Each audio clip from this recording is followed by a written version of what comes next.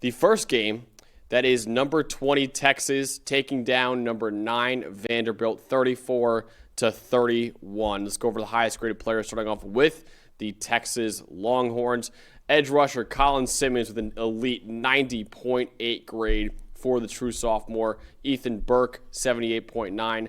Brad Spence, 77.2. Wide receiver Emmett Mosley, 72.7. Quintravion Wisner, 70.7. And Arch Manning with a really good 83.8 grade in the win. Let's go over to Vanderbilt with their highest grade players in the loss. Joshua Singh, the defensive tackle, 75.5.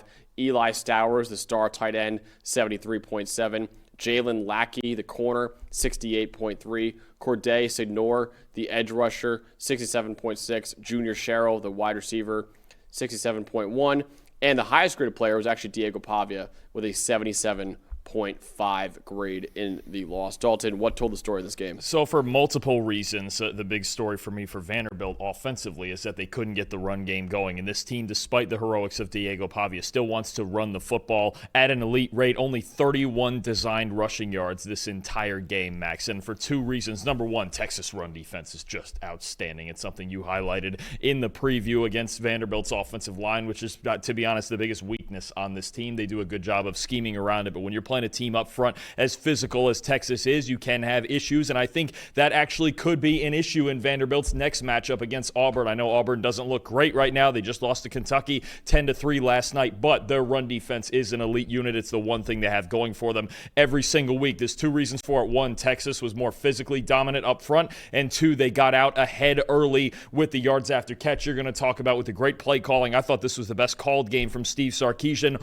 all year, and Arch Manning was outstanding, but the idea when you're playing against Vanderbilt is that, like a lot of teams in the country, there's a couple more we're going to talk about in this show, if you get ahead of them and you make them one-dimensional, even for as great as Diego Pavia is, and he almost pulled off a miraculous comeback with, maybe one more yard on the sideline there of room with the onside kick, but if you make them one-dimensional and you make them a drop-back passing team, you're at a big advantage against Vanderbilt. It showed again today. Texas defense was outstanding up front, and their offense getting them ahead early was a big factor. Yeah, absolutely. The defensive line for Texas was great. I'll talk about Colin Simmons later on. But yeah, the defensive line was great. And I mentioned in the preview that the offensive line for Vanderbilt was really the one weakness of that offense. And they did lose up front, especially in that run game for them. For me, Texas offensively really bounced back. And a major reason why was, of course, Arch Manning, who Dalton will talk about in just a second, who played very well. But also the receivers were incredible after the catch. Texas had 250 yards after the catch in this game. It's their most all season. They had 159 receiving yards after contact in this one, with 13 broken tackles after the catch. Ryan Wingo had 97 yards after the catch, most of that coming on the 75-yard touchdown catch he had on the first play of the game.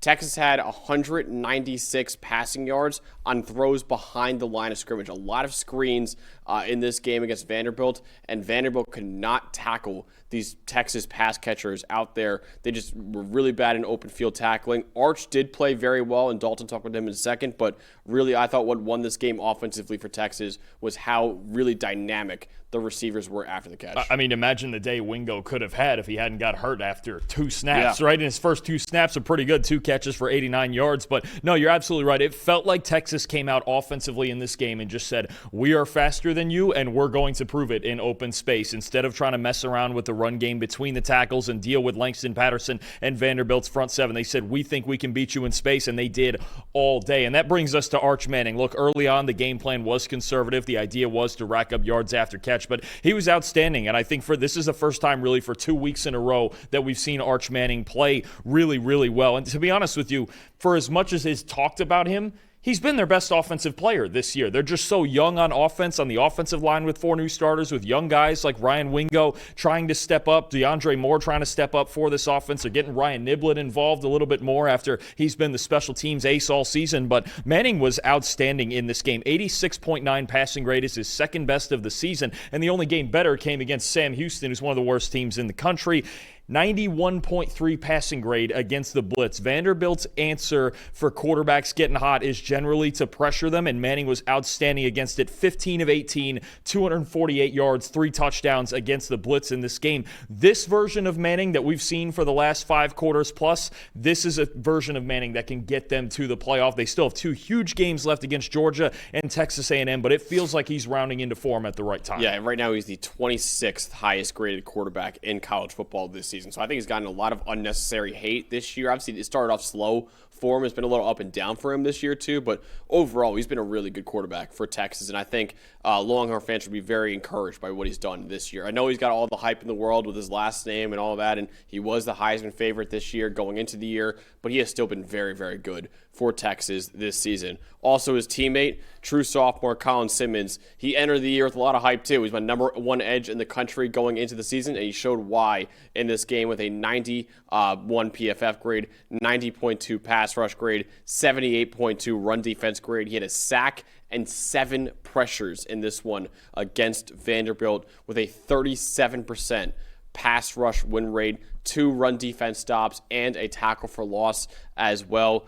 Right now, he has a 90.6 pass rush grade on the year as a top 15 mark in college football. He looks like I'm not going to say a lock just yet because it's very early, but he's probably going to be a top 10 pick in the 2027 NFL draft. The way he looked last year as a true freshman and the way he's looking this year as a true sophomore. He was outstanding. He was the best player on the field, I think, by far in this game. For as many guys as performed well for Texas, he announced his presence early, especially with the forced fumble on Pavia at the mesh point on that run play, and then he just kept at it all day. This is a guy that when he gets in a rhythm, you just cannot block him. Vanderbilt stood no chance all day. With number 1 off the edge there, unstoppable in this game, and if he continues that too, that's going to be another guy that carries Texas towards playoff contention. Yeah, we will get to the new playoff bracket pretty soon, but Texas launching up that right now. I would say right now, Dalton, and I know there's a lot of Notre Dame fans out there that won't love me saying this, but I think out of all the 2-loss teams in the country right now,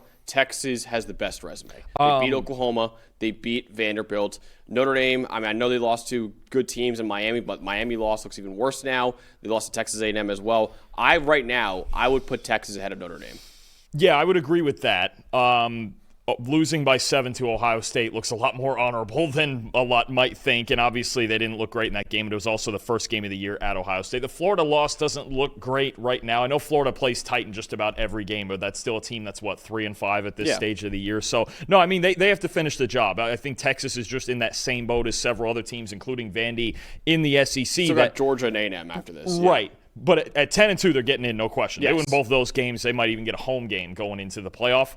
9-3 is going to be shaky. Yeah. I think we will see about any team that's 9-3 is going to be shaky. Texas and Oklahoma are probably the 2 teams that would have the best case at 9-3, but would they get in over a Notre Dame? Would they get in over, maybe a 10-2 Big 12 team or a 10-2 even Miami with the bad loss that not bad loss, SMU's a good team, but the loss they had yesterday. But we saw Miami from the ACC getting knocked out at 10-2 last year. So it's going to be borderline. What we can say about Texas here is this was a huge win, and if they go 10-2, they're a lock. And they're probably going to be in the top 8 and getting a home game in Austin for the first round again. Yeah, and then for Vanderbilt, they obviously got to win out right now. They got Tennessee at the end of the year. They got Auburn and Kentucky, so they should be favored in the Auburn. They are favored in the Auburn game and probably will be favored in the Kentucky game too, obviously.